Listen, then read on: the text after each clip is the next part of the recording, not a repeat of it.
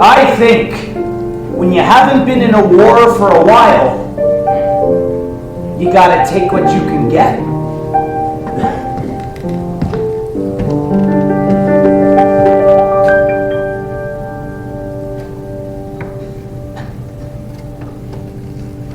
I'm in Canada in 1914. They must have been pretty desperate. Take me, for instance, 20 years old, a convicted liar and a cheat. I'm on record as the worst student RMC, Royal Military College in Kingston, Ontario. I'm on record as the worst student they ever had. I join up, they make me an officer. Lieutenant in the Mississauga Horse.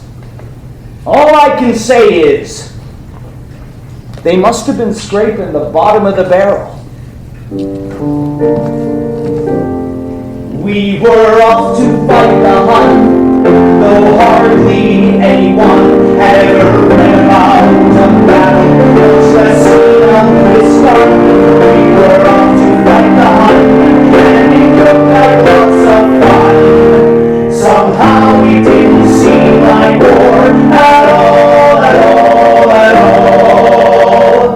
Somehow we didn't seem like war at all. Yeah, it looked like it was going to be a great war. I mean, all my friends were very keen to join up. They were. Not me. Royal Military College, that had been enough for me. Now, the reason I went to RMC is, well, I can ride a horse, and I'm a good shot. I really am a good shot. I got these tremendous eyes. See? And RMC had an entrance exam, which is good, because my previous scholastic record wasn't so hot.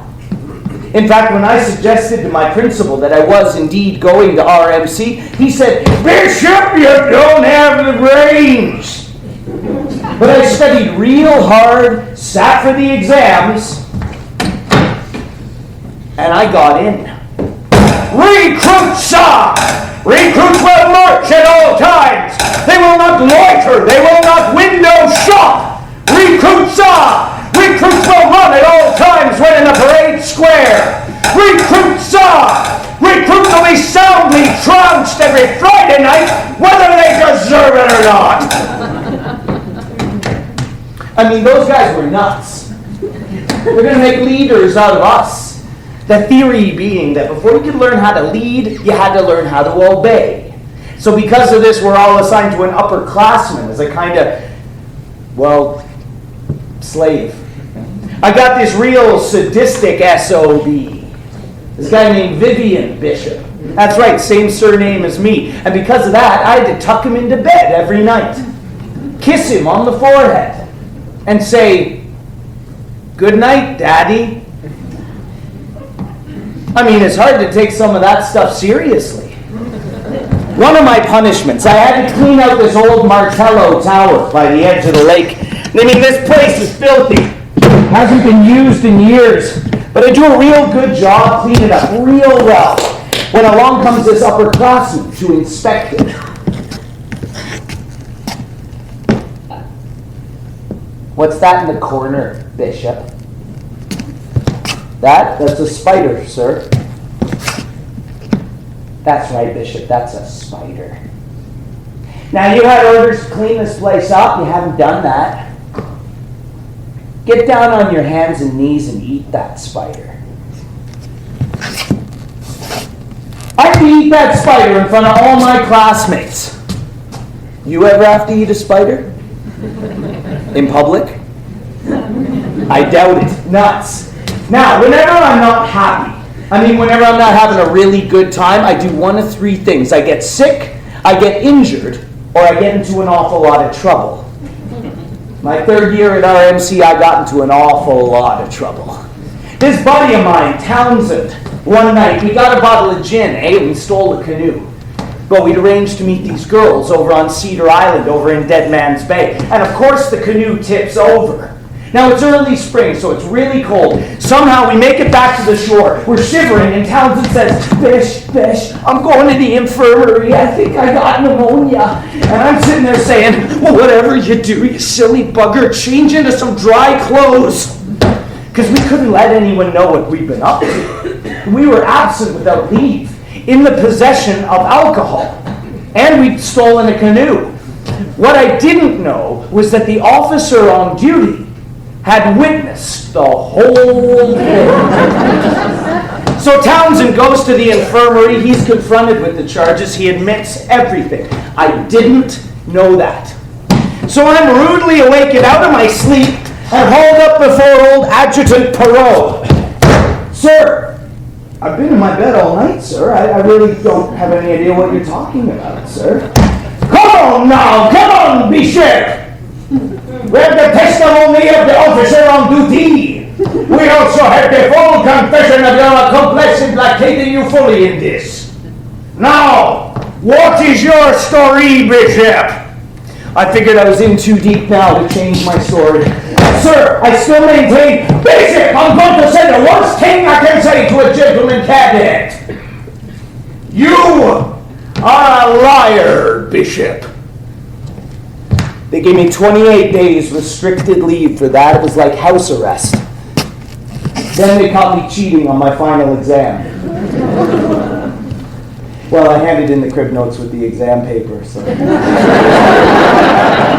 That's when they called me the worst student RMC ever had. Now, they weren't going to tell me what my punishment was going to be until the fall, so I could stew about it all summer. But I knew what it was going to be. Expulsion. With full honors.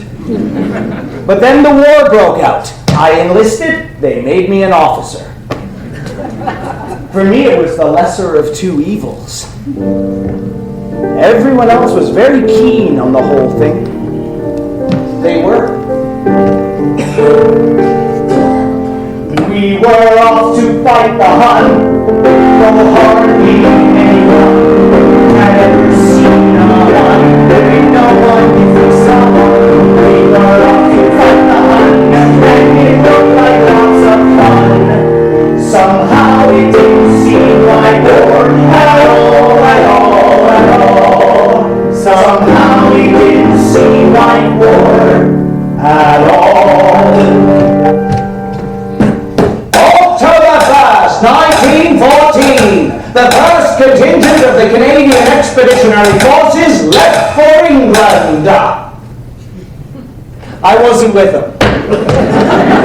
I was in the hospital, thinking of Margaret. Dearest Margaret, I'm in the hospital with pneumonia. I also have an allergy. The doctors don't know what I'm allergic to. Maybe it's horses. Maybe it's the army. The hospital's nice, so I'm in good spirits. Thinking of you constantly, I remain.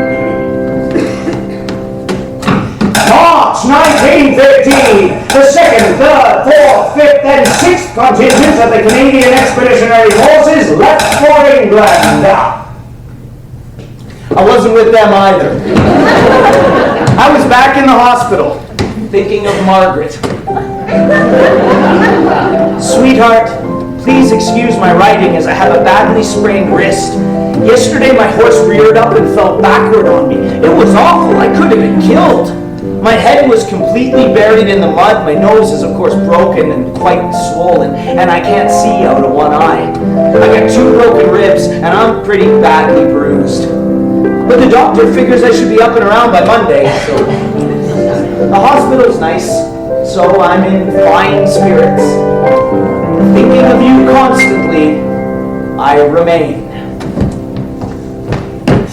June 1915, the 7th contingent of the Canadian Expeditionary Forces left for England. I was with them.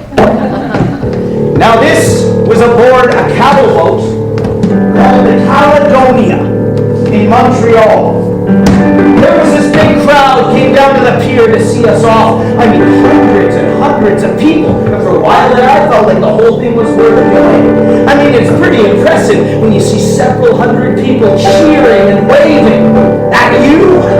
When you're from a small town, the numbers get to you. You're looking out at them, they're looking back at you, and you think, boy, I must be doing something right. And then, great God save the King. And everybody's crying and waving, and the boat starts to pull out, and they start to yell like I've never heard anyone yell before. And you feel good, you really do. We're all praying, please God, don't let the fighting be over before I can get there and take part. On the edge of destiny, you must test your strength. What the hell am I talking about? The good ship Caledonia soon changed her name to the good ship Vomit. It was never meant to hold people. I don't even think the horses liked it. Up, down, up, down, and they're siphoning brandy down our throats just to keep us from puking our guts out all over the deck. I mean, it was a big joke. Every time someone would puke, which was every minute or so, everyone would point at it and laugh like it was the funniest thing they ever saw. I mean, puke swishing around on the deck, 2 inches deep, ha ha ha. And you couldn't sleep, even if it was calm, because every time you closed your eyes, you had a nightmare about being torpedoed. Every time I closed my eyes, I could see a torpedo coming through the water, into the hull of the ship, and boom! And we were attacked once too, just off the coast of Ireland. I was scared, shipless. All you could do was stand at the rail and watch the other ships get hit and then go down. Bodies floating around like driftwood. But we made it through. The good ship Caledonia, latrine of the Atlantic, finally made its way through to Portsmouth full of dead horses and sick Canadians. When we got off, they thought we were a boatload of Balkan refugees.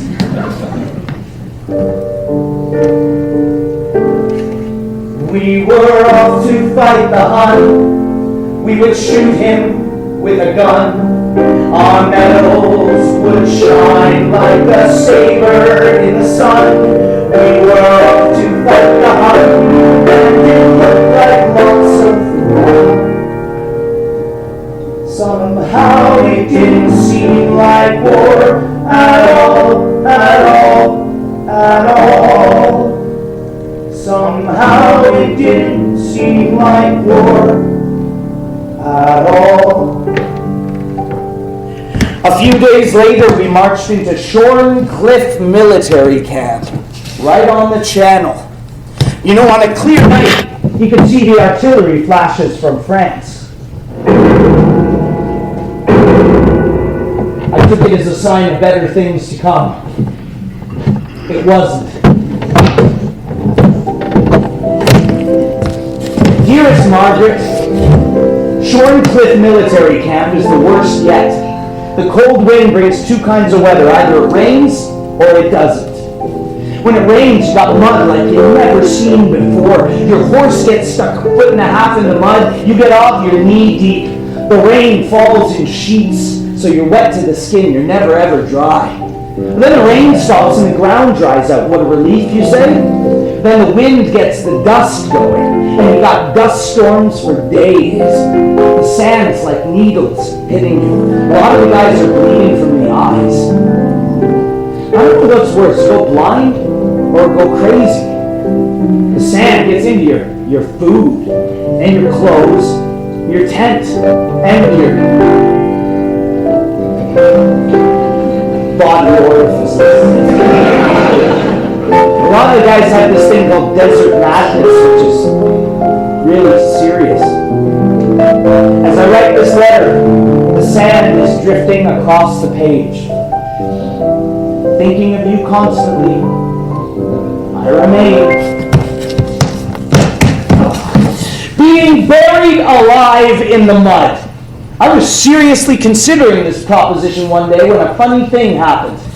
I got my horse stuck in the parade ground. It's up to its fetlocks. I'm up to my knees, mud, sweat, and horse shit from head to toe. When suddenly, out of the clouds comes this little single-seater Scout.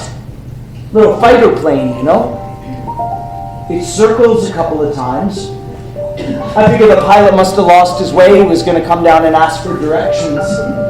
It does this turn, and then it lands on an open space like a dragonfly on a rock. The pilot gets out. He's got this long sheepskin coat on, helmet, goggles, warm and dry. He gets his directions, hops back into the machine, and he's up into the air with the mist blowing off of him, all by himself. No superior officer, no horse, no sand, no mud. What a beautiful picture. I don't know how long I stood there just watching him till he was long gone. Out of sight. I mean, this war was going on a lot longer than anyone expected. A lot more people were getting killed than anyone expected. And I wasn't going to spend the rest of the war in the mud. I sure as hell wasn't going to die in the mud.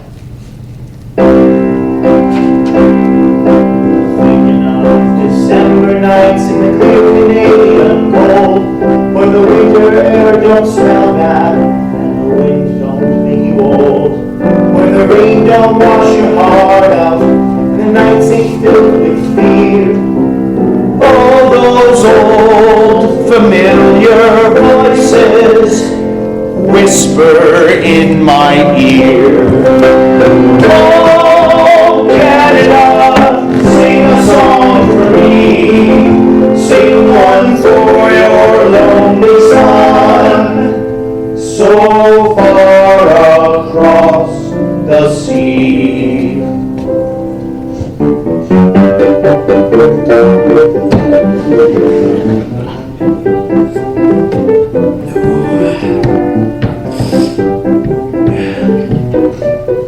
You don't fancy the cavalry then, eh?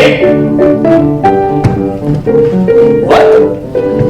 I said you don't fancy the cavalry then, huh? It's going to be worse at the front, mate. There you've got blokes shooting at you with machine guns. Bloody shooting gallery. They still think they're fighting the Boer War. Cavalry charges against machine guns. Bloody shooting gallery with you in the middle of it, mate. This is awful. Something's got to be done. I mean, jeez, I was a casualty in training. Take a word of advice from me, mate. The only way out is up. Up? Up. Join the Royal Flying Corps. I did. I used to be in the cavalry, but then I joined the RFC, and I like it. Good, clean work. Mind you, the bleeding machines barely stay in the air. The life expectancy of the new lads is 11 days. But I like it. Good, clean work. Just a minute. How am I going to get to the Royal Flying Corps? I'm Canadian. I'm cannon fodder. You practically have to own your own plane to get into the RFC. Au contraire, mate, au contraire. The upper classes are depressed by the present statistics, so they're not joining up with their usual alacrity. Now anyone who wants to can get blown out of the air. Even Canadians. Well, what do I have to do? You go down to the War Office, they have a bunch of twits and they're all right. And you act real eager. You know, don't want to be a pilot, and you crave the excitement or any rubbish like that. Then they won't know what to ask because they don't know a bleeding thing about it. So they'll ask whatever comes into their heads, which isn't much. And they'll tell you, you can't be a pilot, you got to be an observer. What's an observer? That's a fella who goes along for the ride, looks about. Oh, but then you have real disappointed. Like your mum always wanted you to be a pilot. Then you get your transfer. Okay, just a minute.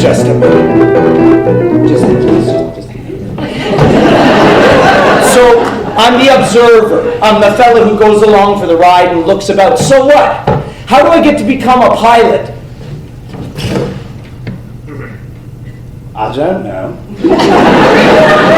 Sooner or later, you just get to be a pilot. Plenty of vacancies these days. Check the casualty list. Wait for a bad one. You've got to go in by the back door. You know what I mean? No one gets to be a pilot right away, for Christ's sake. Especially not bleeding Canadians.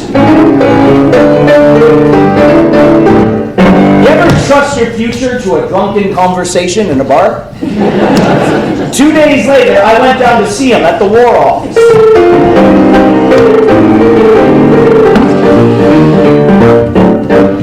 So, you wish to transfer to the Royal Flying Corps, Am I right? Am I correct? Yes, sir. I want to be a fighter pilot, sir. It's what my mother always wanted, sir. Oh, I see. Well, the situation is this, Bishop. We need good men in the RFC, but we must see to it that those men have the correct qualifications. Now, while the War Office has not yet ascertained what qualifications are indeed necessary to fly an aeroplane, we must see to it that all the candidates possess the necessary qualifications should the War Office ever decide what those qualifications are. Do you understand? Perfectly, sir. Ah, good, jolly good. There's more than I can say. Shall we begin? Ready when you are, sir. Ah, good, shows keenness, you see. And good luck, Bishop. What on earth shall I ask him?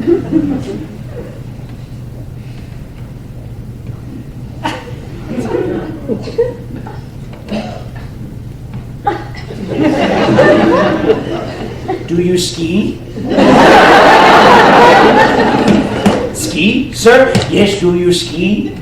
Now, here's an Englishman asking a Canadian whether or not he skis. The Canadian says he doesn't ski. The Englishman might find that somewhat suspicious. Ski, sir? Yes, sir. Never skied in my life. Ah, good. Thought you might. Well, do you ride a horse? Well, I'm an officer in the cavalry, sir. It doesn't necessarily follow. But we'll put down that you can ride, shall we? What about sports? Run, jump, throw the ball, play the game, eh? What? Sports, sir? All sports. Ah, Bishop, I'm most impressed. Does this mean I can become a fighter pilot, sir? Who knows, Bishop, who knows? You see, we're all full up with fighter pilots at the moment. I'm afraid it'll take 6 months, a year to get in. I'm terribly sorry. There's nothing I can do, old man. Oh, I see. However, we do have an immediate need for observers. That's a fellow who goes along for the ride and looks about. What do you say, Bishop? Well, I thought about it. I wanted to be a pilot, and I couldn't. So, in the fall of 1915, I joined 21st Squadron as an observer. That's what they were using planes for at the time, observation. You could go up, take pictures of enemy troop formations, direct artillery fire, stuff like that. Seemed like nice, quiet work at the time. And I was really good at the aerial photography because I got these great eyes. Remember? And to fly. I mean, you're in this old Farnham trainer. It sounds like a tractor. It coughs and wheezes and chugs its way up to 1,000 feet. Basically, you're in a kite with a motor that can barely get off the ground. But even so, you're in the air. You're not on the ground. You're above everything. It's a different world out there. It's a different war they were fighting up there. And a different breed of men fighting that war. Flyers. During training, we all heard the stories. If you went down behind enemy lines and you were killed, they'd come over, the Germans that is, under a flag of truce, and they'd drop a photograph of your grave. It's nice. And if you were taken prisoner, well, it was the champagne razzle in the mess, talking and drinking all night long. Different war they were fighting up there. And from where I stood, it looked pretty darn good. Could you be a bit more specific, please? I see 2 planes in the air. I thought it was square. With dips and loops and rolls to Syria. I'm scared already. We will force the German down and rescue the ground. Up the patriotic flag. Prepare war from the side. We will surrender when they bleed and salute the Jubilee. For this war was not of our creation, But before its prison camp, and a band that's rolled and down, we'll have a celebration. oh, the toast, are you born champagne and vermouth? For all us who bodies like to fly, Oh, the fortunes of war, and he makes this we adore, and we'll all of us be friends till we die. Could you go on with it, please? oh, we'll drink the night away, when the bottles let away, we'll open down the cigarettes and wine. We'll drink the flame close to the But for the grace of God go high, and we'll vow that we'll be friends. cheers, sing another time. Oh, we'll toast, are you born champagne and vermouth? For all of us who whites like to fly, oh, the fortunes of war, and he raised this sweet and poor, and we'll all of us be friends till we die. You want chivalry, you want gallantry, you want nice guys. That's your flyer. And geez, I was going to be one. So January 1st, 1916, I crossed the channel into France as a flyer. Well, as an observer.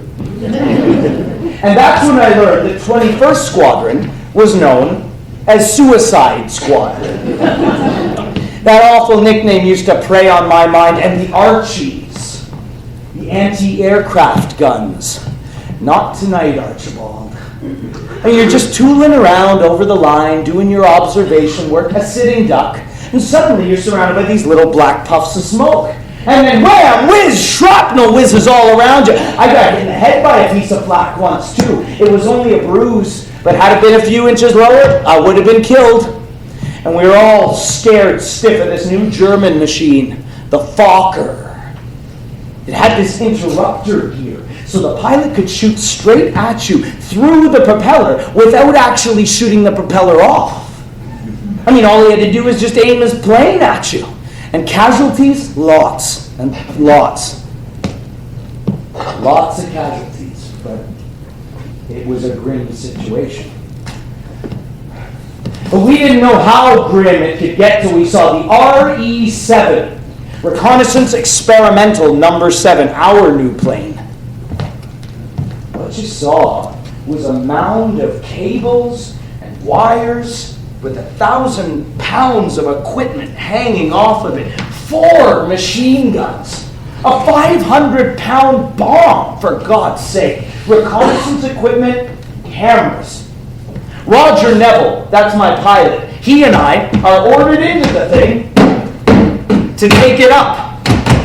And of course, the thing doesn't even make it off the ground. Anyone could see that. We thought, well, good riddance.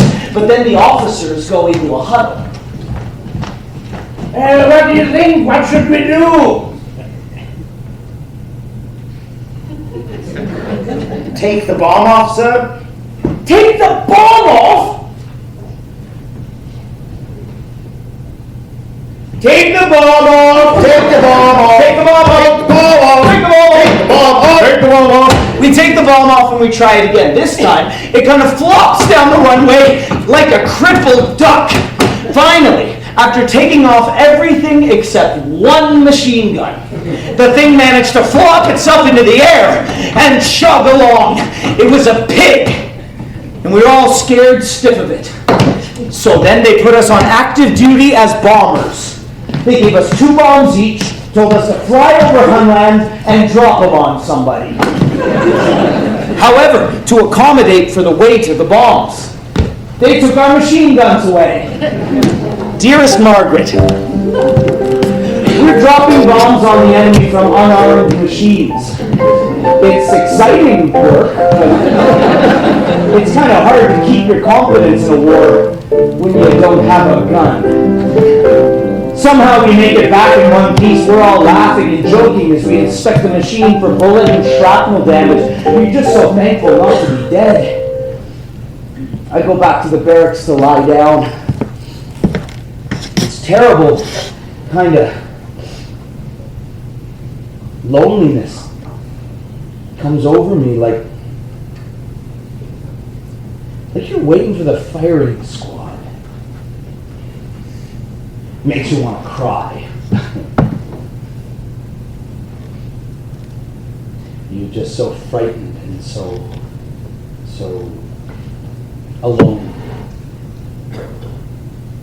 I think all of us that aren't dead think these things. Thinking of you constantly. I remain. Nobody shoots no one in Canada. At least nobody they don't know. Nobody shoots no one in Canada.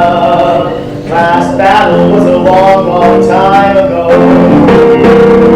Nobody picks no fights in Canada. Not with nobody they met. Nobody starts no wars on Canada. Folks tend to work for what they get. Take me under the big blue sky, where the deer and the blackbird play. May not be heaven, heaven knows we try. Wish I was in Canada today. Nobody drops no bombs on Canada. Wouldn't want to send no one to hell. Nobody starts no wars on Canada. Folks tend to wish each other well. Well, of course, in this situation, it wasn't long before the accidents started happening again.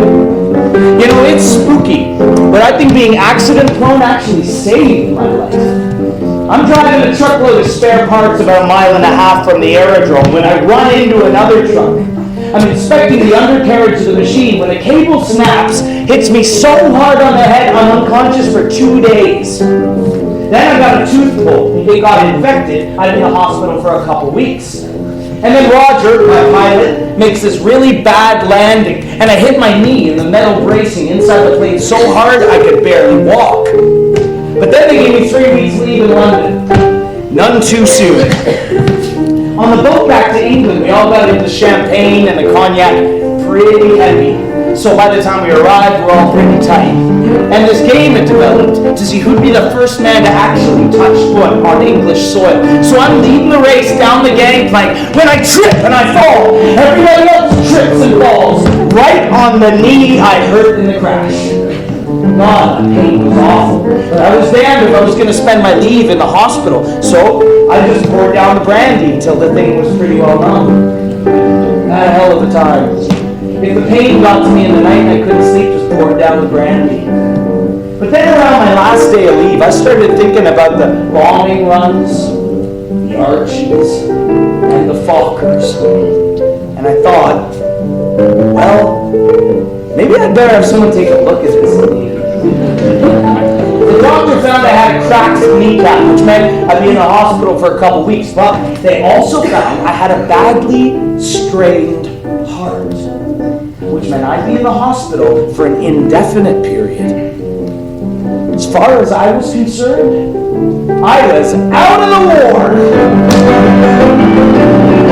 Take me under the big blue sky, where the deer and the black bear play. May not be heaven, but heaven knows we try. Wish I was in Canada today. I'm dreaming of the trees of Canada. Northern lights are dancing in my head. If I die, please let me die in Canada, where there's a chance I'll die in bed. Oh. The hospital is nice. People don't shoot at you. People don't drop things on you. I thought it'd be a great place to spend the rest of the war. I went to sleep for 3 days.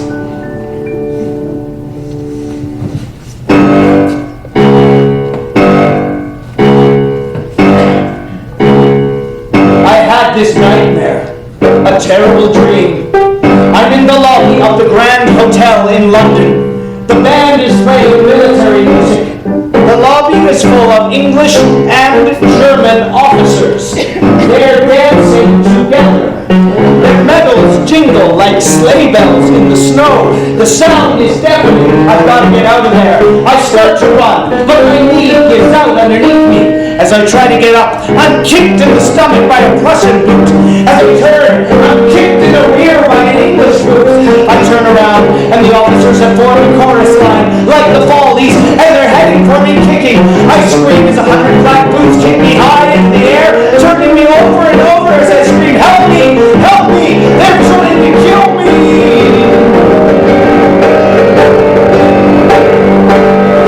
My goodness, Bishop, you're not going to get any rest screaming at the top of your lungs like that.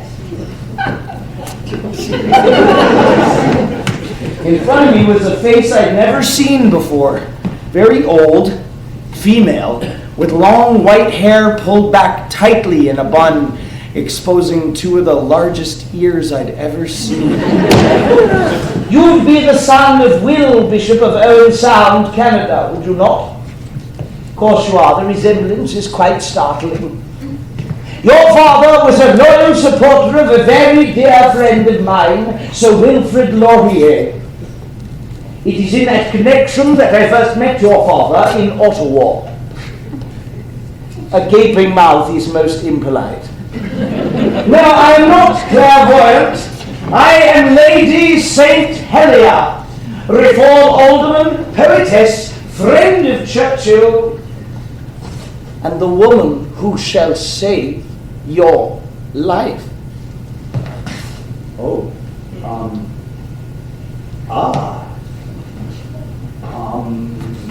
Enough of this gay banter, Bishop. Time runs apace and my life is not without its limits. You've been making rather a mess of it, haven't you? You're a rude young man behaving like cannon fodder. Perfectly acceptable characteristics in a Canadian. But you are different. You are a gifted Canadian, and that gift belongs to a much older and deeper tradition than Canada can ever hope to provide. Quite against your wishes, in 2 weeks' time, you'll be released from this wretched hospital, and promptly at 3 o'clock that afternoon you'll present yourself before my door at Portland Place, dressed for tea, and in a positive frame of mind. Do I make myself clear? Good. Please be punctual, Mr. Bishop. Well, geez, that old girl must have known something I didn't. Because 2 weeks later, I was released from the hospital. And promptly at 3 o'clock that afternoon, I found myself in front of her door at Portland Place, dressed in my best uniform, shining my boots. The door is opened by the biggest butler I've ever seen. Hi. Madame! The Canadian is here!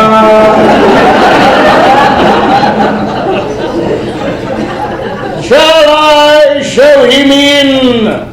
Yes, Cedric, please show him in.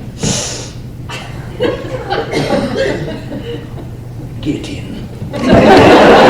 I'm shown into the largest room I've ever seen. The fireplace must have been 8 feet wide. The staircase must have had 100 steps in it. So I'm not used to dealing with nobility. I mean, servants and grand ballrooms, pheasant hunting on the heath, 50-year-old brandy over billiards, breakfast in bed. Shit, what a life. Madame is in the study.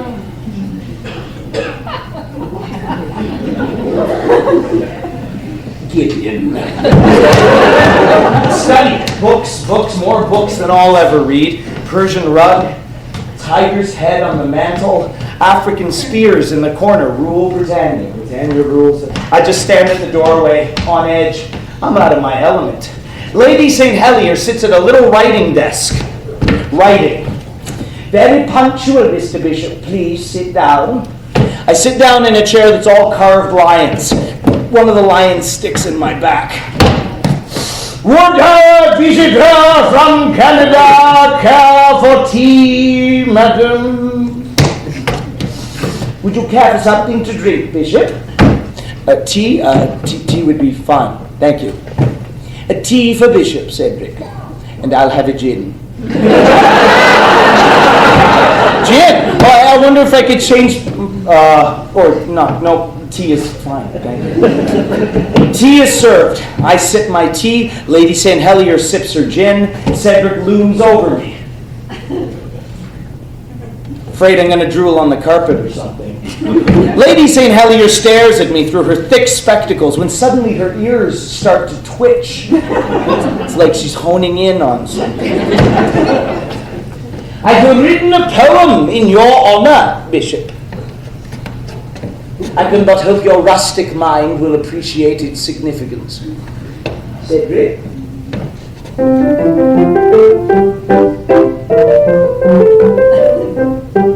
You're a typical Canadian, your modesty itself, and you really wouldn't want her to flee. But you're just about to go the way of the buffalo. You do well to take this good advice from me. I'm awfully sick and tired being constantly required to stand by and watch Canadians make the best of it. For the colonial mentality defies all rationality. You seem to go to lengths to make a mess of it. Why don't you grow up? Before I throw up, do you expect someone else to do it for you? Before you're dead out, get the lead out and seize what little life still lies before you.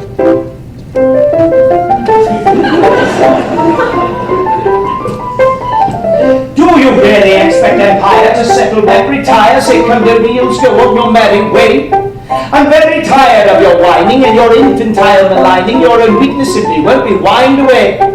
So don't be so naive, take that heart on your sleeve, for a fool and his life will soon be parted. War's a fact of life today, it simply won't be wished away. Forget that fact and you'll be dead before you started. So Bishop, grow up, before I throw up. Your worst enemy is yourself, as you well know. Before you're dead out, get the lead out. You have your own naivete to overthrow. Thank you, Cedric. Do I make myself clear, Bishop? You will cease this mediocrity.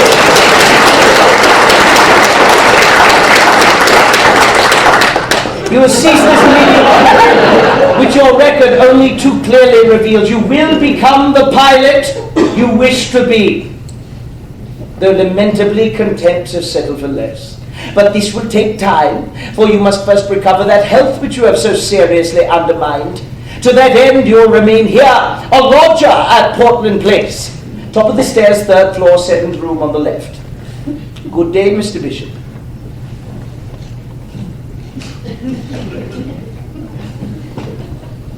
Cedric, be kind to Bishop and ignore his bad manners.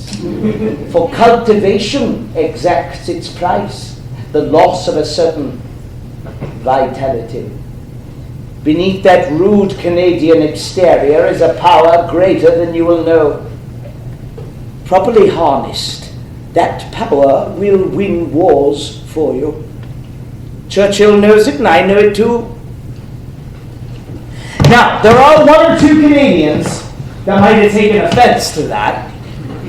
Not me. Living at Portland Place, I found out a few things. For example, life goes a lot smoother when you got influence. Take this pilot business, for example. Lady St. Helier is on the phone to Churchill himself. And the next day, I'm called down to the War Office. The atmosphere is much different.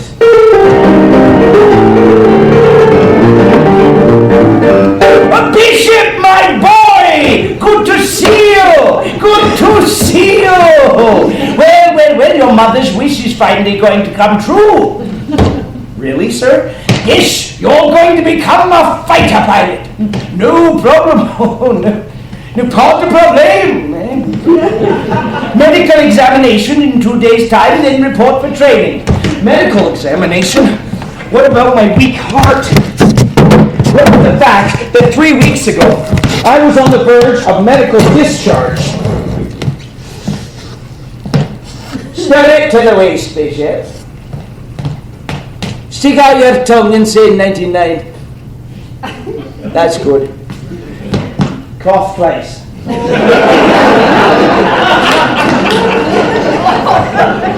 That's good too. Turn around 10 times. 8, 9, 10. Attention!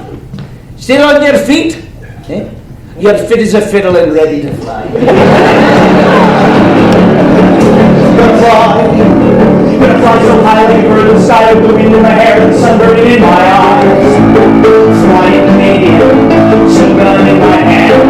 First time I see gonna fly in my machine, gonna shoot so clean, gonna hear them scream when I hit them between the eyes. Flying Canadian, machine gun in my hand. First time I see something die. Flying, what have I been waiting for? What a way to fight a war. Flying Canadian, machine gun in my hand. First time I see something die. Gonna fly. Gonna shoot them down till they hit the ground and they burn them sound like bacon on the fry. Flying Canadian, machine gun in my hand. First time I see something die. Flying, what have I been waiting for? What a way to fight a war. Flying Canadian, machine gun in my hand. First time I see something die.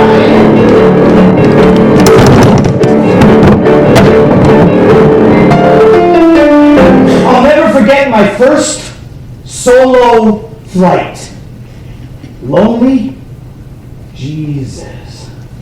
You're sitting at the controls all by yourself, trying to remember what they're all for. Everybody stopped doing what they're doing to watch you.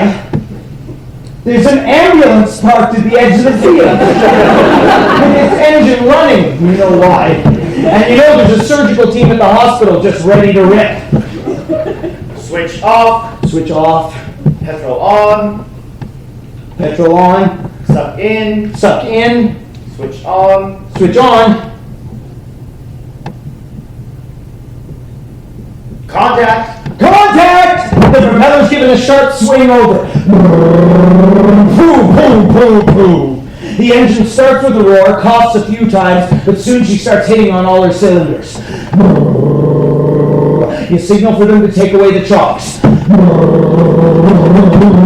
And you're bouncing across the field under your own power, heading her up into the wind.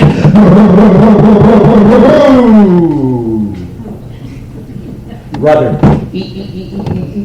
Elevator. Ailerons. Heart. Ba-boom! Ba-boom! Ba-boom! I open the throttle and I'm off. Pull back on the stick. Easy. Easy.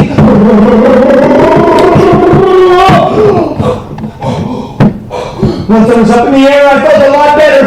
In fact, I felt like a king. Mind you, I'm not fooling around. I'm just flying as straight as I can, climbing steadily. All by myself. God, what a feeling! I got a turn. I execute a gentle turn, skidding like crazy, but what the hell?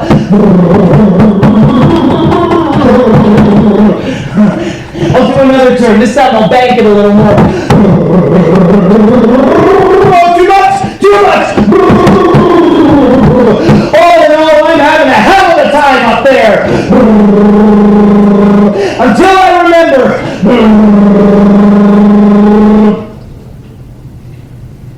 I gotta land! I put the nose down into a steep dive. Too steep. Bring her up again. Down again. Up, down, up, down, up, down, up, down, and in a series of steps kind of descend to the earth. Then I execute everything I remember you have to do to make a perfect landing. 40 feet off the ground. I put the nose down and execute another perfect landing. Oh, now I'm only 8 feet off the ground. But you see, I don't have enough room to do another nose down maneuver. Then Rumpty takes things into her own hands and kind of pancakes onto the ground. For a solo flight. Greatest thing in man's life. Flying, what have I been waiting for? You're ready to fight a war. Flying again, she got in my hand. First time I see it. So, in the early part of 1916, I was posted back to France as a fighter pilot. 60th Squadron, 3rd British Brigade. I worked like a Trojan to get these wings. And I just about lost them before I even began. See, I was returning from my first OP as operational patrol when I crashed my Newport in its landing. Now, I wasn't hurt, but the machine was pretty well pranged. And that was bad because General John Higgins, the brigade commander, saw me do it. Well, he couldn't help but see me do it. I practically crashed at his feet. I watched you yesterday, Bishop. You destroyed a machine. A very nice, very expensive machine doing a simple landing on a clear day. That machine is more valuable than you'll ever be, bucko. Sir, there was a gust of wind from the hangar, and we asked Major Scott, our patrol leader. It could have happened to anybody. I was on the field yesterday, Bishop. Yes, sir. There was no wind. No wind. Yes, sir. I have your record here before me. It's not a very impressive document, is it? On the positive side, you were wounded. And you score well in target practice, though you've never actually fired upon the enemy. Your list of negative accomplishments, however, is longer, isn't it? Much longer. Conduct unbecoming an officer, breaches of discipline, a lot of silly accidents, suspicious accidents, if I may say, a trail of wrecked machinery in your wake. You are a terrible pilot. In short, you're a liability to the RFC, and I wish to God you were back in Canada where you belong. Failing that, digging a trench in some unstrategic valley. In short, you're finished. Bishop, finished. When your replacement arrives, he will replace you. That is all.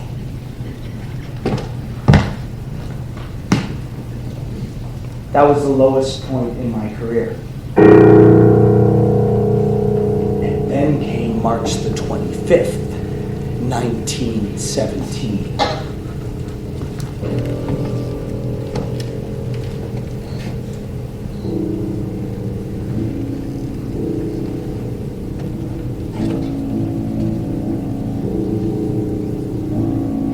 March the 25th, 1917. 4 Newport Scouts in diamond formation climbed to 9,000 feet, crossing the line somewhere between Arras and Saint-Léger. The patrol is to crisscross the line, noting Heine's positions and troop movements. I'm the last man in that patrol. Tough place to be, because if you fall too far behind, the headhunters are just waiting for you. Starts out cloudy, suddenly it clears up. We fly for a half an hour, don't see anything, just miles and miles, nothing. When suddenly, I see 4 specks above and behind us. Perfect place for an enemy attack. I watch as the specks get larger.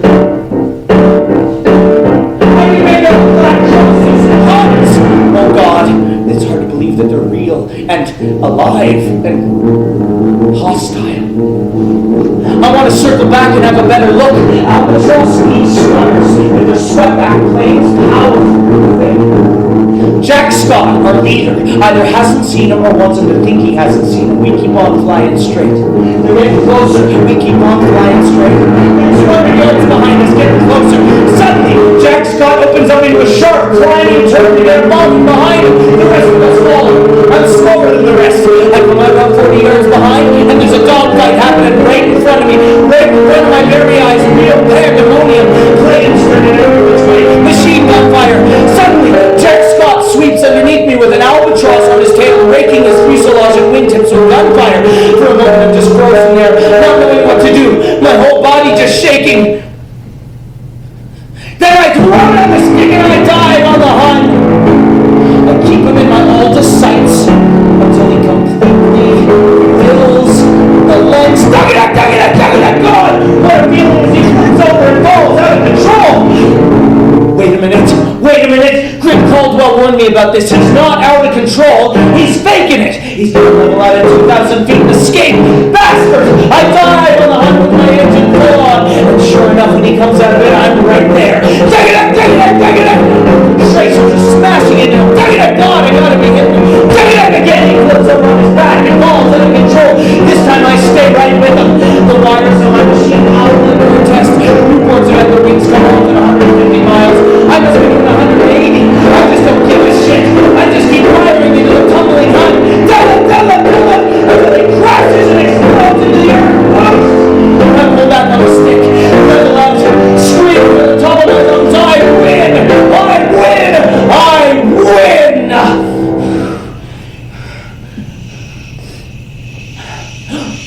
Jesus, my engine stopped!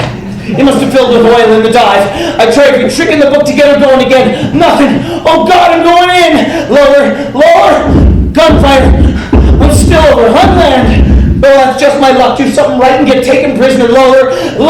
I make it what seems to be a level patch on the rough terrain, and I put her down.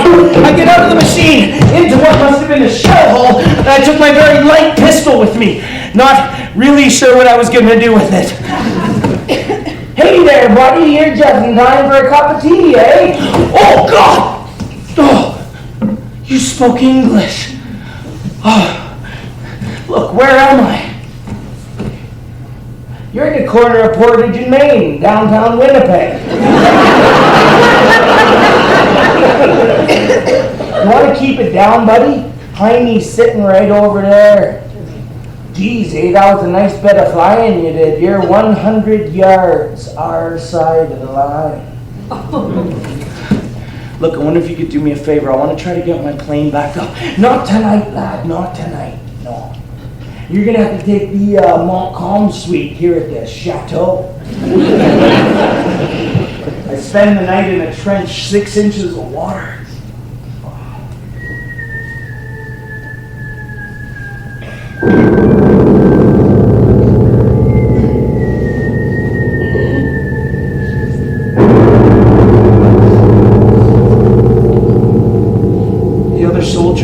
be able to sleep? Jesus, I couldn't.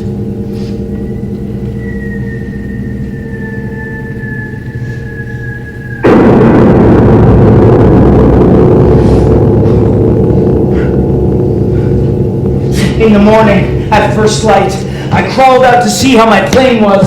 Miraculously, it hadn't been hit. And that's when I got my first real look at no man's land. Jesus, what a mess. Hardly a tree left standing. The smell. It's hard to believe you're still on Earth. I see these Tommies sleeping in a trench nearby. Hey guys! Guys! Hey, I wonder if you could give me a hand.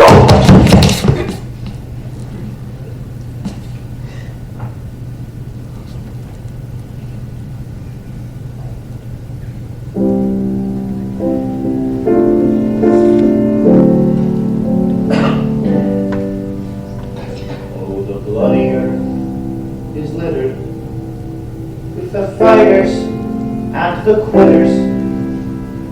Oh, what could be more bitter than a nameless death below? See the trenches long and winding, see the battle slowly grinding. Don't you wonder how good men could live so low? Above the sun is burning, and above the clouds are turning.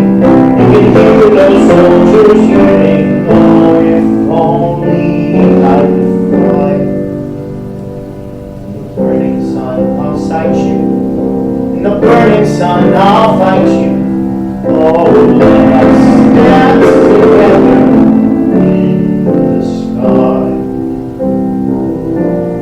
In the sky, in the sky, just you and I up there together, who knows why?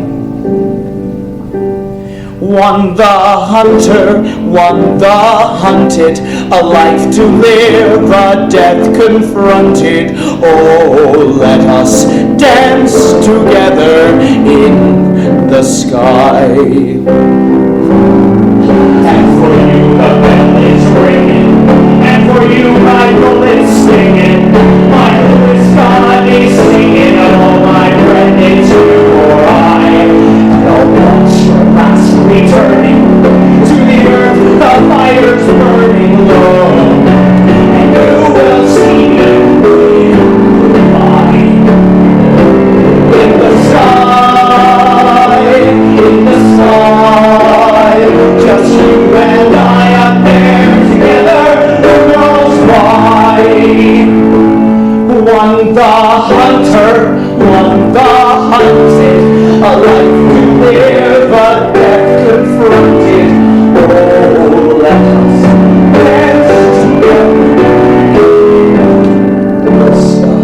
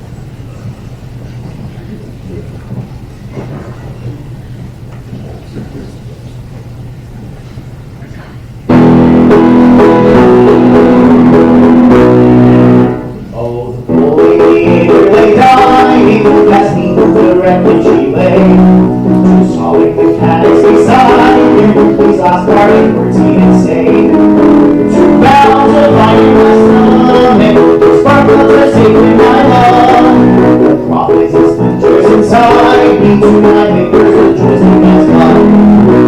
So get you 6 brandies and sodas, and lay the ball in roll. Get you 6 other good air, and 2 drinks with a pile of below.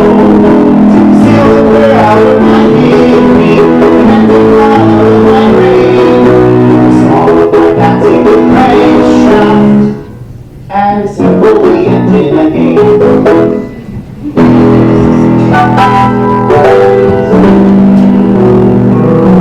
Survival! That's the important thing. The only way to learn survival is to survive.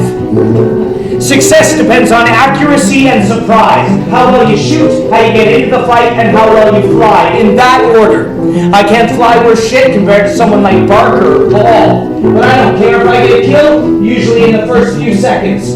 You gotta be good enough to get him in the first few bursts. So practice your shooting as much as you can. After patrols, between patrols, on your day off. I get a clear shot at a guy, he's dead. Do you ever hear of flamers? That's when you bounce a machine, just bursts into flames. Now, I don't want to sound bloodthirsty or anything, but when that happens, it's very satisfying.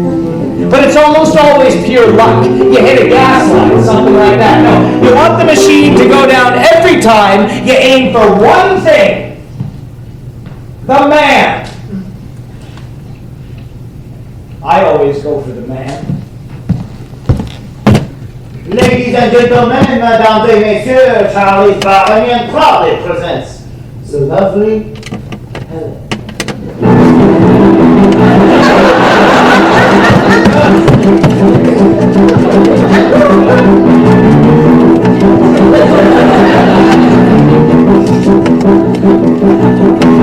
Johnny was a Christian. He was humble and humane. His conscience was clear and his soul without stain. He was contemplating when the wings fell off his plane.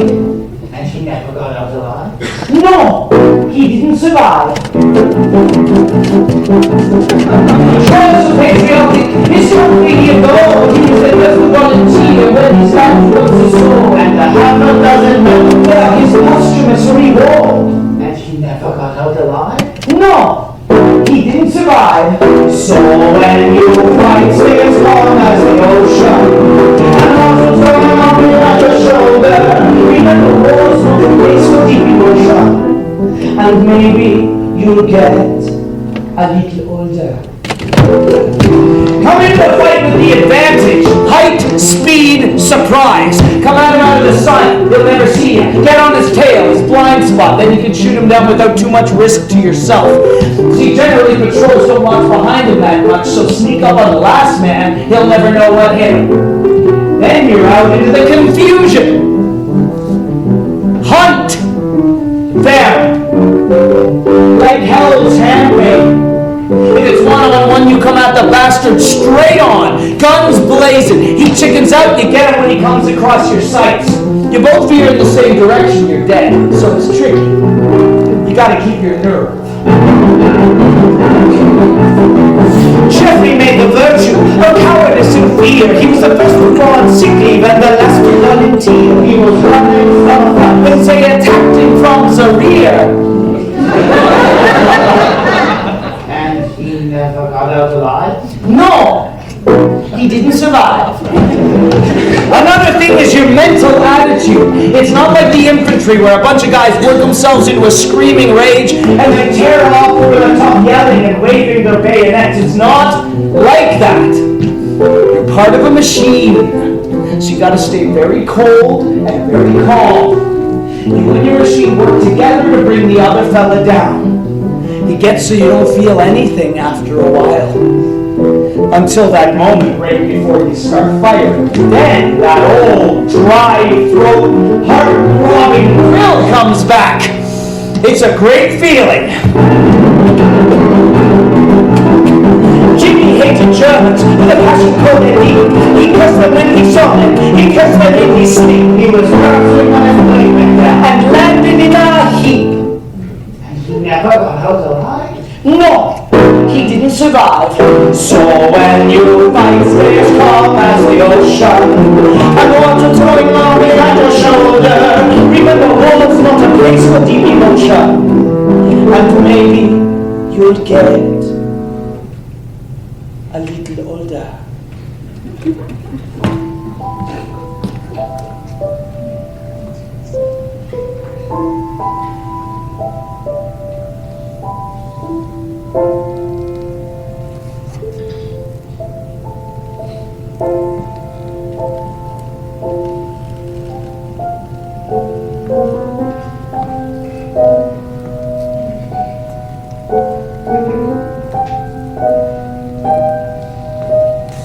Bloody April. We lost just about everybody I started with. Knowles, Hall, Williams, Townsend, Chapman, Stedman shot down the day he joined the squadron. You see, the Huns have better machines than we do, and some of their pilots are very good, but practice makes perfect. If you can stay alive long enough to practice. It gets easier and easier to stay alive. Hardly anyone else has the same experience as you. You know? Oh, and another thing, you take your fun where you can find it.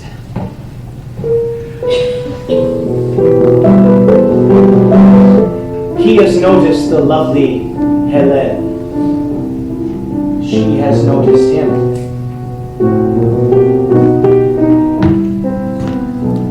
They meet outside.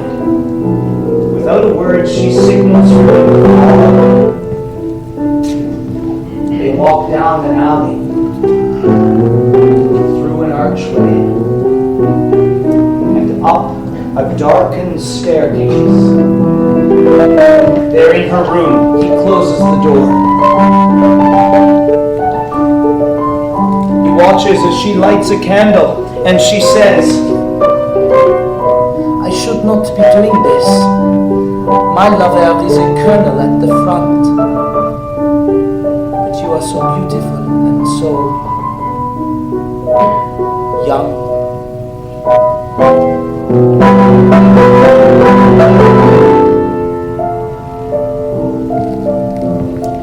An hour later, they kiss in a darkened doorway, and she says, "If you see me, you do not know me."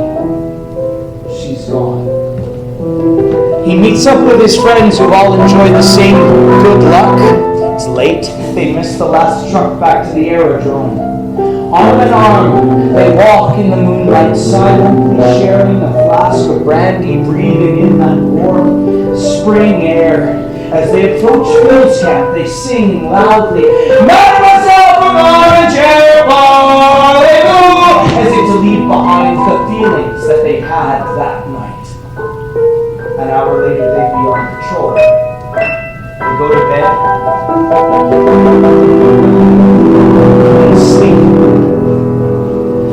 Dearest Margaret, it is the merry month of May, and today I sent another merry Hun to his merry death. I'm not sure you'd appreciate the bloodthirsty streak that's come over me in the last month. How I hate the Hun.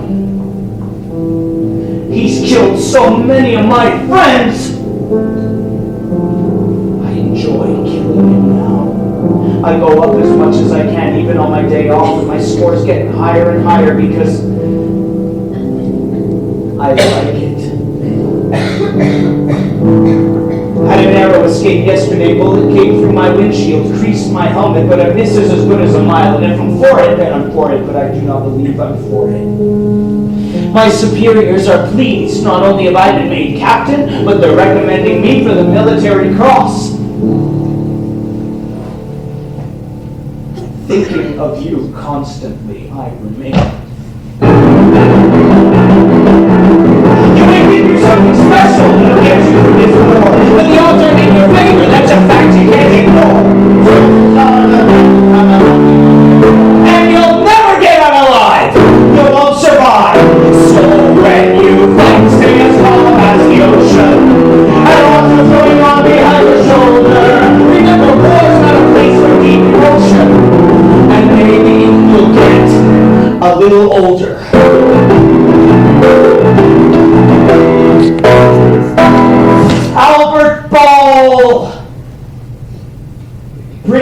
highest scoring pilot, stood before me. His black eyes gleamed at me, very pale, very intense. Back home, we would have said he had eyes like two piss holes in the snow. But that's not very romantic.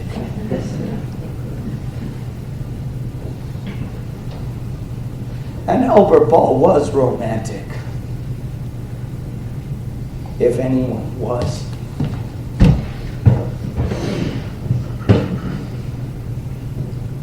Compatriots in glory.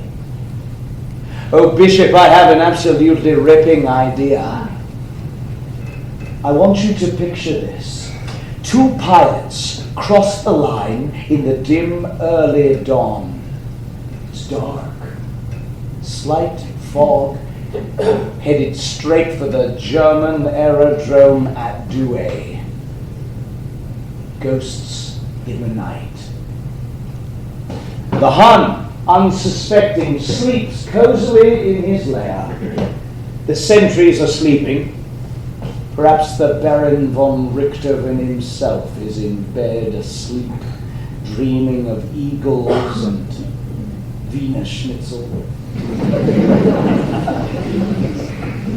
It is the silence just before dawn, when suddenly he's awakened to the sound of machine gun fire. He rushes to the window to see 4, maybe 5 of his best machines in flames. He watches as his frantic pilots try to take off, but one by one are shot down. The 2 unknown raiders strike a devastating blow. Bishop, you and I are those 2 unknown raiders. I like it! That's a good plan! How do we get out? Get out? Yeah, how do we get out, you know? Escape.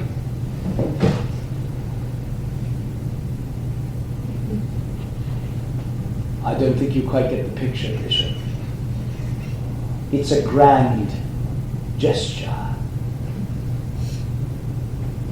Getting out has nothing to do with it.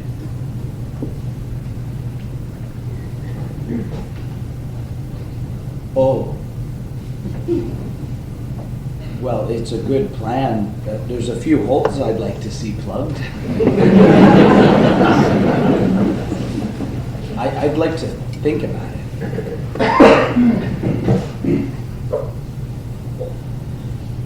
All right, I should think about it. But remember this, compatriots in glory.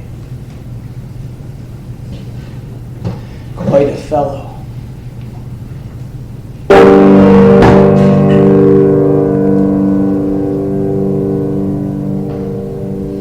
The dying of Albert Ball.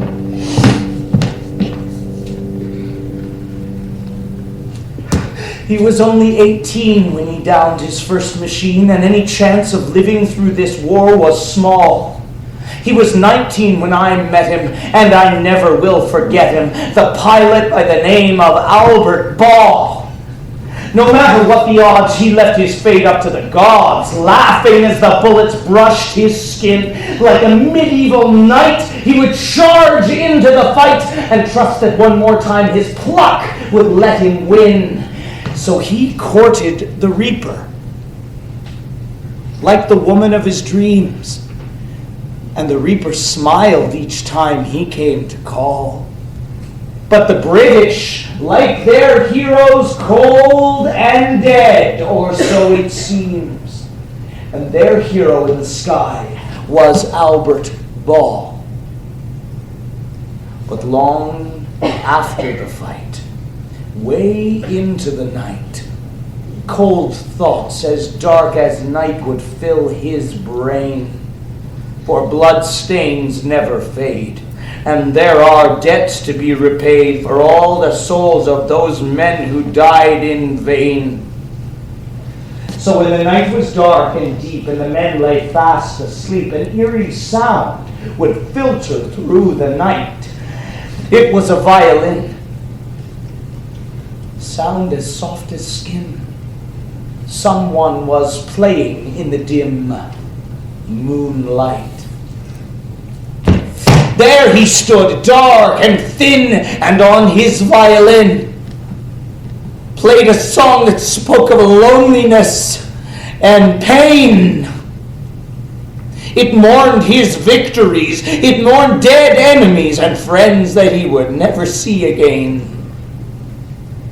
Yes, he courted the Reaper like the woman of his dreams, and the Reaper smiled each time he came to call. But the British, like their heroes, cold and dead, or so it seems, and their hero in the sky was Albert Ball.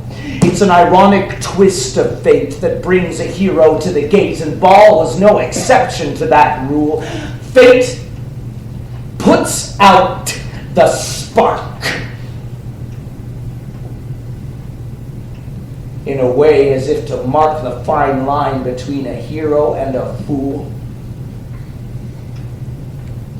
Each time he crossed the line, Albert Ball would check the time by an old church clock reminding him of home. And the Hun came to know the man who flew so low on his way back to the aerodrome. It was the 6th of May. He'd done bloody well that day. For the 44th time he won the game. And as he flew low to check the hour, a hail of bullets from the tower, and Albert Ball lay dying in the flames. But through his clouded eyes, maybe he realized that this is the moment he'd been waiting for. For the moment that he died, he was a hero bona fide. There are to be no living heroes in this war. For when a country goes insane, obsessed with blood and pain, just to be alive is something of a sin. And a war's not satisfied until all the best have died, and the devil take the man who saves his skin. But sometimes late at night when the moon is cold and bright, I sometimes think I hear that violin. Death is waiting just outside. And my eyes are open wide as I lie in wait for morning to begin. Now I'm courting the Reaper, like the woman of my dreams. And the Reaper smiles each time I come to call, and the British, like their heroes cold and dead, or so it seems. My name will take the place of Albert Ball.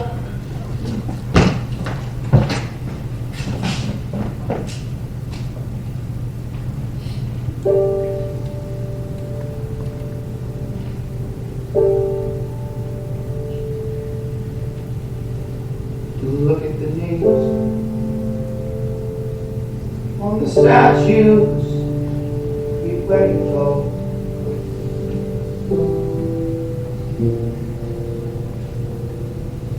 Someone was killed a long time ago.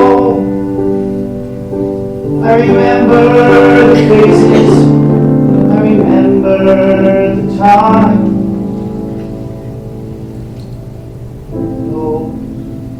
The names of friends of mine.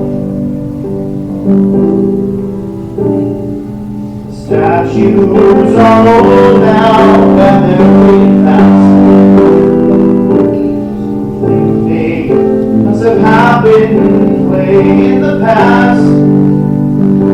The names are so faded you can hardly see.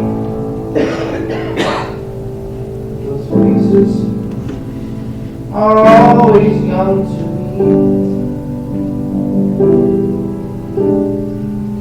Friends ain't supposed to die till they're old. And friends ain't supposed to die in pain. No one should die alone when he's 21. And living shouldn't make you feel ashamed. Can't believe how young we were back then. One thing's for sure, we'll never be that young again. We were very young men with hearts of gold. And most of us never got old.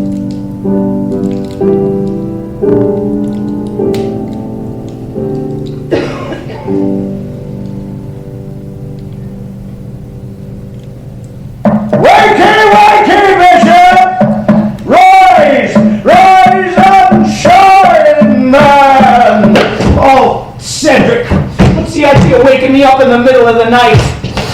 It's bloody well 11 o'clock, and Madam has a bone to pick with you.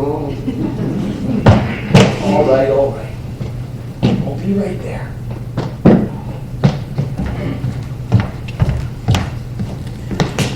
Good morning, Granny. Bishop, sit down. I have a bone to pick with you. Cedric, the colonial is under the weather. Bring tea and Epsom salts. Where were you last night, Bishop? I was out. Good, very specific. Well, I had my own sources, and the picture that was painted for me was not fit for public viewing. Disgusting, unmannered, and informal practice in company which is unworthy even of you. But what concerns me is not where you were, but where you were not. To wit, you were not at a party which I personally arranged, at which you were to meet Bonar Law, Chancellor of the Exchequer. What have you to say in your defense? Look, Granny, I beg you not to call me Granny. Quaintness quite turns my stomach. Well, look, that was the fourth darn formal dinner this week. First it was General Haig, and then it was, what's his name? The parliamentary secretary. I want to have some fun. Bishop, I'm only going to say this once. It is not for you to be interested, amused, or entertained. You are no longer a rather short Canadian with bad taste and a poor service record. You are a figurehead, unlikely as that may seem, a dignitary. The people of Canada, England, the Empire, indeed the world, look to you as a symbol of victory, and you will act the part. You will shine your shoes and caress your trousers. You will refrain from spitting, swearing, gambling, and public drunkenness. You will, and I say this with emphasis, you will keep your appointments with your betters. Now, tonight you're having dinner with Lord Beaverbrook. Tomorrow night with Attorney General F.E. Smith. Need I say more? No. I'll be there.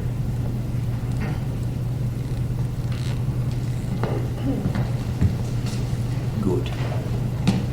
Bishop, I had the occasion to pass the upstairs bathroom this morning, and I took the liberty of inspecting your toilet kit. There is only what can be described as moss growing on your hairbrush, and your aftershave lotion has the odor of cat urine. I believe the implications are clear. Cedric, a difficult road lies before us. Empire must rely for her defences upon an assemblage of Canadians, Australians, and blacks. And now the Americans. Our way of life is in peril. Dearest Margaret, I don't think I can get through this evening. In the next room is Princess Marie-Louise and 4 or 5 lords and ladies whose names I can't remember. I drank a little bit too much champagne at supper, and I told the princess a lot of lies. Now I'm afraid to go back in because I can't remember what the lies are. I'm afraid I'll contradict myself and look like an idiot. Being rich, you got a lot more class than me. They'd like you. Oh, maybe we ought to get married. Thinking of you constantly, I remain.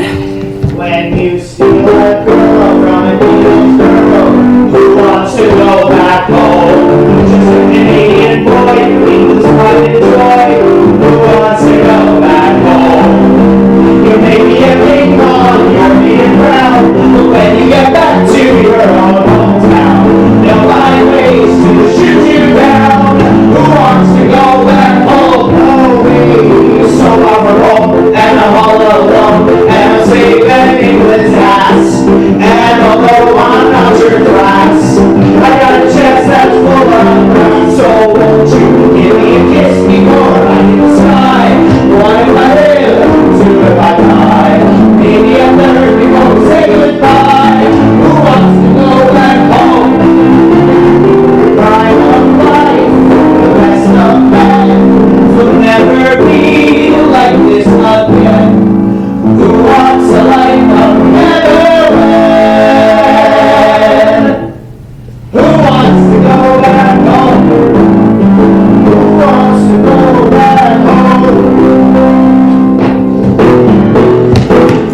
I woke up at 3 o'clock in the morning.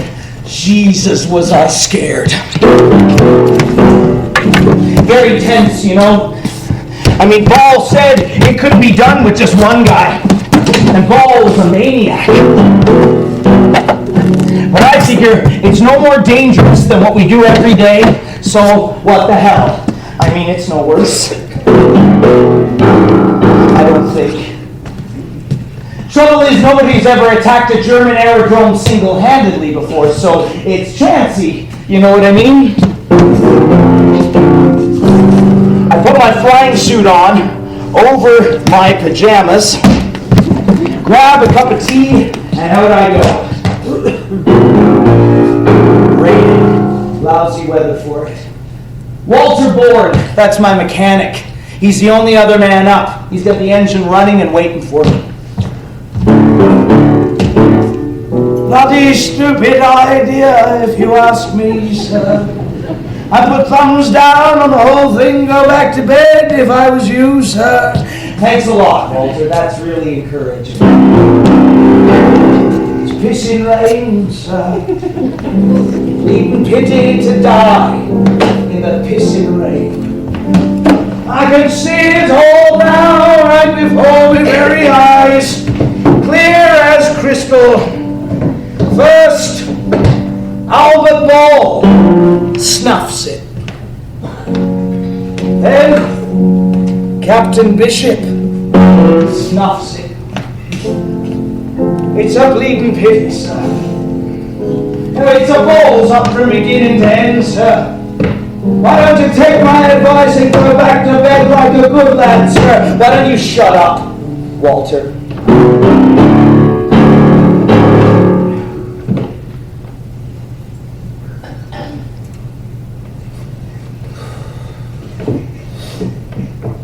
Ready. Ready, sir.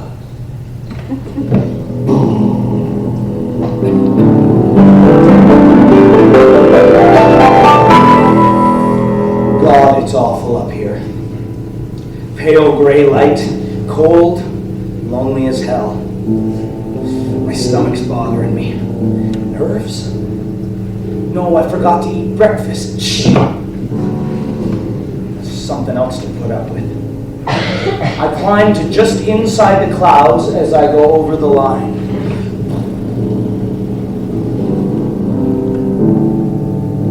No trouble? Good, everybody's asleep. Now let's find that German aerodrome. Where is it? Should be right around here. All right, quick pass. A few bursts into the sheds just to wake them up. And then pick them off one by one as they try to come up. Wait a minute, There's no planes. There's no people. The place is bloody deserted. Well, shit. That's that, isn't it? I can't shoot anybody if there's nobody there to shoot. Bloody stupid embarrassment, that's what it is. Feeling really miserable now. I cruise low, looking for some troops just to shoot them. Nobody. What the hell's going on here? Is everyone on vacation? Suddenly, I see the sheds of another German aerodrome ahead and slightly to the left. Andy. Trouble is, a little far behind the lines. Not really sure where I am. It's either that or go back. Oh, my stomach really bothering me. Why didn't I eat breakfast? And why didn't I change out of my pajamas? That's great, isn't it? Real dignified if I get taken prisoner. Spend the rest of the bloody war in my bloody pajamas. Over the aerodrome at 300 feet. Lots of planes here, lots and lots of planes. We've got 6 scouts, a 2-seater. Jesus, I hope that 2-seater doesn't come up for me. Have a hell of a time getting in.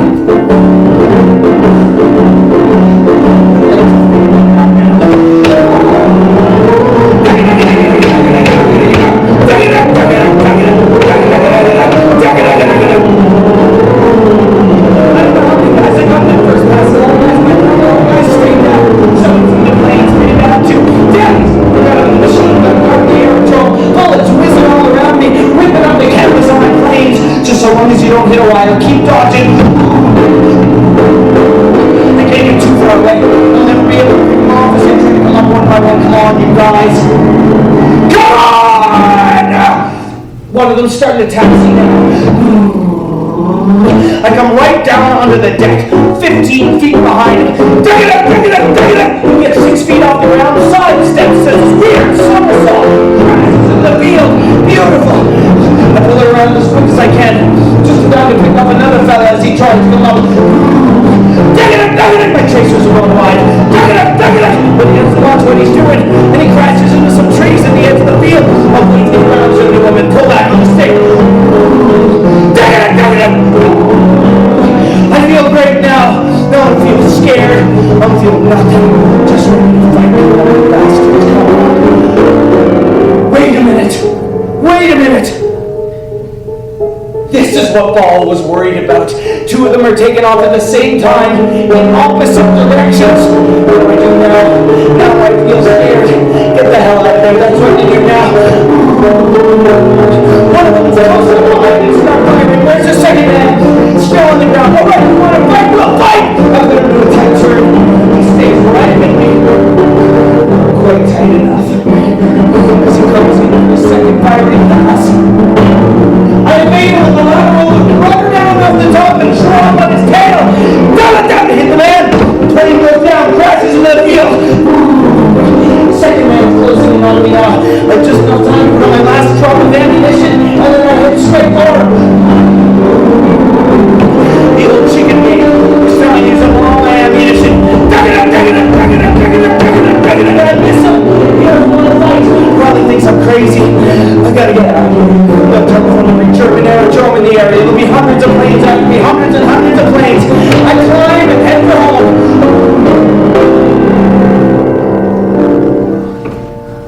All by myself again at last. Whew, am I going the right way? Yeah. Oh, sharp pain in my stomach. Ugh. Whew, it's like I've been shot. Nope, no blood, haven't been shot. Good. Just all that excitement on an empty stomach and being frightened. I feel like I'm gonna pass out. Oh, don't pass out. Whew. And then I look up. And my heart stops dead then and there. I'm not kidding. 1,000 feet above me. 6 albatross scouts. And me with no ammunition. I think I'm gonna puke. Don't puke, just fly underneath them. Maybe they won't see ya.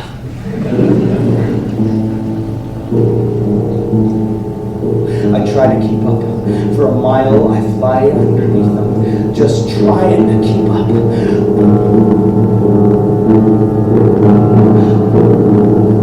I gotta get away.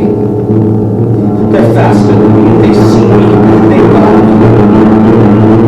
I gotta get away. I gotta get away. I can just feel it in the smash in my back in any second. My arms and my legs and nothing. Jesus, they didn't see me. Fields camp, home.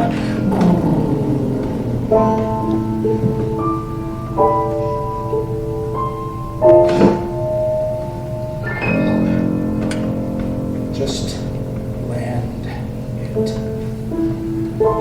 Take it easy.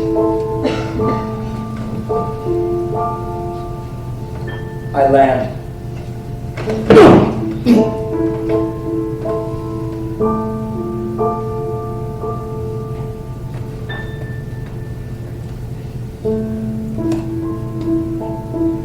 Walter Bourne is waiting there with a group of the others. I'm standing around waiting for him to be phoned in missing, when suddenly, there he comes like he's been out sightseeing. He lands with his usual skill, cracking both wheels. Then he comes to an halt like usual, only there's nothing left of his bleeding machine. It's in pieces.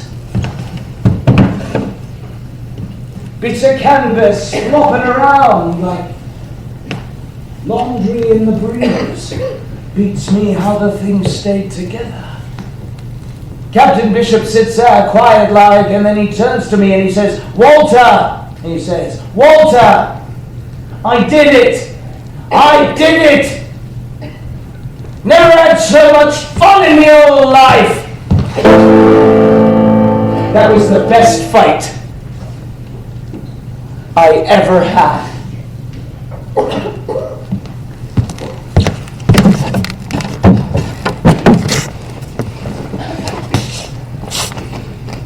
Everyone made a very big deal of it. But I just kept on fighting all summer. My score was getting higher and higher. By the middle of August, I had 43. One less than Albert Ball. And that's when the generals and the colonels started treating me funny. Yes, Bishop, we have lots of medals for you. Lots and lots of medals. And that's not all. You'll receive your medals, you will go on extended Canada leave, and you won't fight again. What did you say, sir?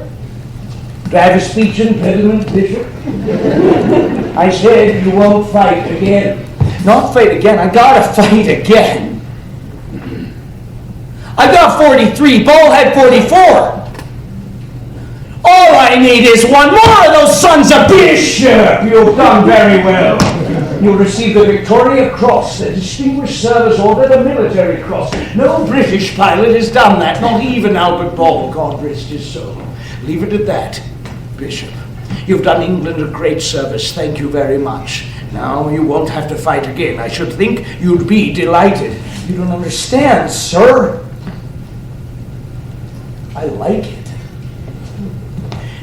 Well, of course you like it, but it's becoming something of a problem. You see, you've become a colonial figurehead. I know, sir, a dignitary. A colonial dignitary, Bishop, there is a difference. You see, the problem with your colonial is that he has a morbid enthusiasm for life. You might call it a life wish. Now what happens when your colonial figurehead gets killed? I'll tell you what happens. Colonial morale plummets. Despair is in the air. Fatalism rears its ugly head. But a living colonial figurehead, that's a different cup of tea, isn't it? The men are inspired. They say, he did it and he lived, I can do it too. You get the picture, Bishop? I believe I do, sir. Good lad. You will leave Squadron 60, never to return, on the morning of August 17th, that is all. That still gives me a week. A lot can be done in a week. In the next 6 days, I shot down 5 planes. And I really was number 1. Now, Squadron gave me a big piss up on my last night, but something happened during that last week that made me fairly glad to get out of it for a while. It was number 46.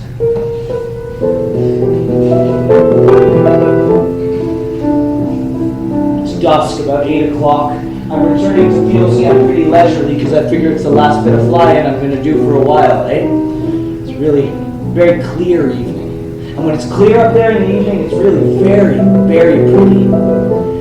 Along comes this German Aviatik 2-seater, headed straight for me. It's a gift. I don't have to think about this. I just put her into a steep dive, come up underneath, and rake his belly with bullets. Now, I don't know how they built those planes. The whole thing just fell apart right in front of my very eyes.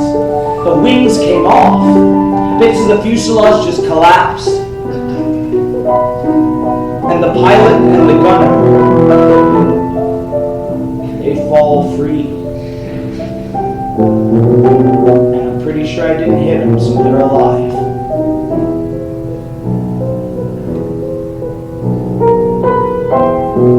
There's nothing I can do to help them. Or shoot them. Or anything. All I can do is watch those 2 men fall. Wide awake to die.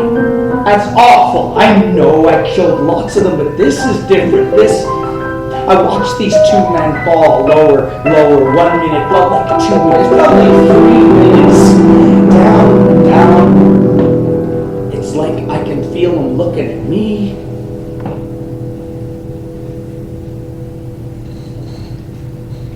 So, when I leave for London the next day, I'm pretty glad to be going after all.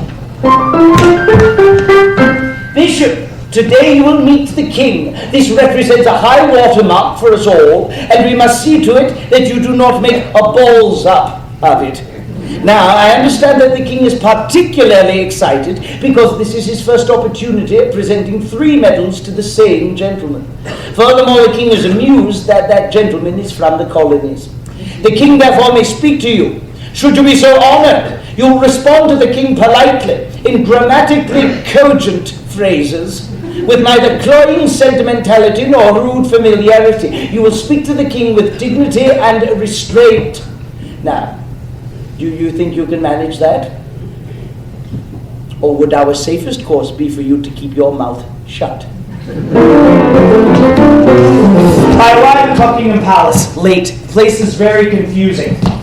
Excuse me, sir, but where do you think you're going? I'm supposed to get a medal around here or something. Oh, you're way off, you are, yes. This is His Majesty's personal reception area.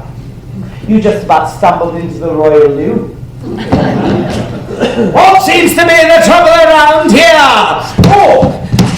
The Canadian here wants the medals, but his sense of direction seems to have failed him.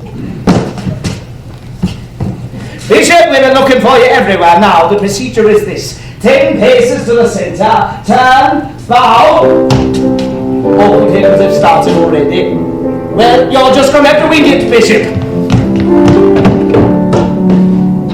Here comes the king, with his retinue. Order of St. Michael, Order of St. George. The king pins 3 medals on my chest, and then he says, "Well, Captain Bishop, you've been a busy bugger."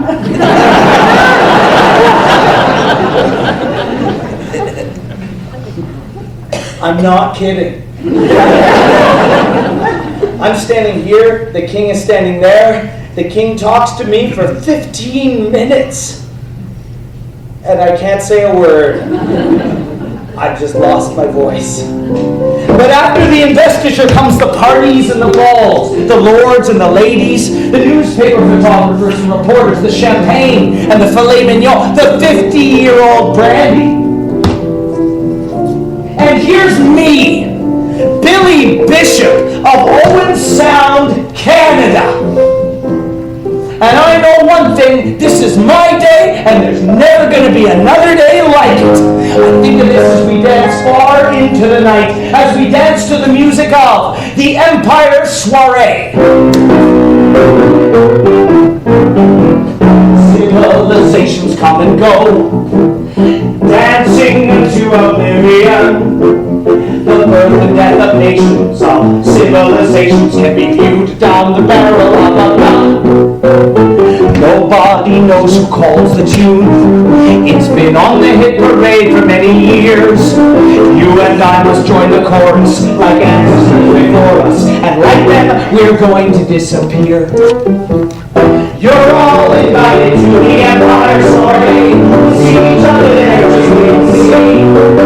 Attendance is required at the Empire Soiree. We'll all dance the dance of history. Revolutions come and go. New empires will take the other's place. The song may be fun, but the new dance has begun when someone points a gun in someone's face. Alexander and Julius had their dance till somebody said, may I come in?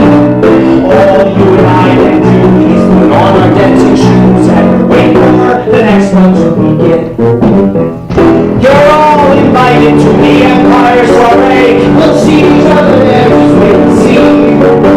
Attendance is required at the Empire Soiree. We'll all dance the dance of history.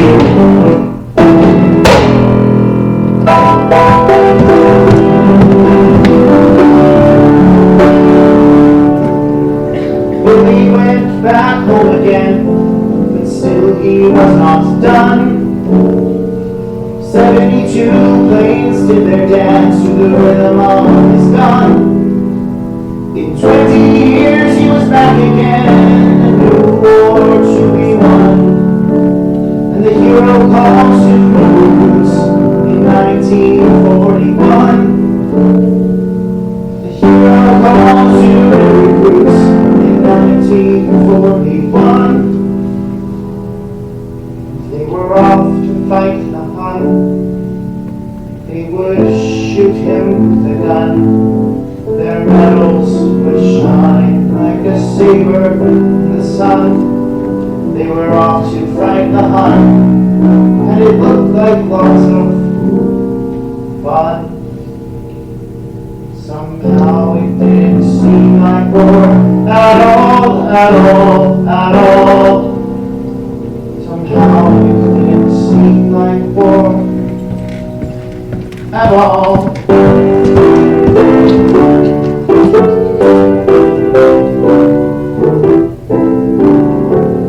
I have seen you go, and my heart is very proud. Once again, in the brief space of 20 years, our brave young men rushed to the defense of the mother country. Once again, you must go forward with all the courage and vigor of youth to wrest mankind from the grip of the Iron Cross and the swastika. Once again, on the edge of destiny, you must test your strength. I know you. Of old, I think. Godspeed you. Godspeed you, the army, on foot and on wheels, a member of which I was for so many happy years of my life. Godspeed you, the Air Force, where in the crucible of battle I grew from youth to manhood. Godspeed you, and God bless you.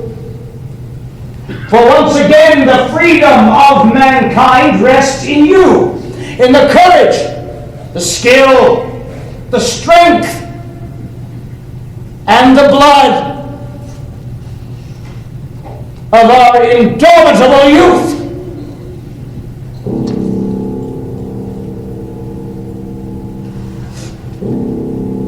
I pinned the wings on my own son this week. Both Margaret and I are very proud of him. And of our daughter, too. 3 bishops in uniform fighting the same war. Well, I suppose I'm cheering them on from the sidelines. Comes as a bit of a surprise to me that there is another war on. We didn't think there was going to be another one back in 1918. It makes you wonder what it was all for. But none of us are in control of any of these things. Are we?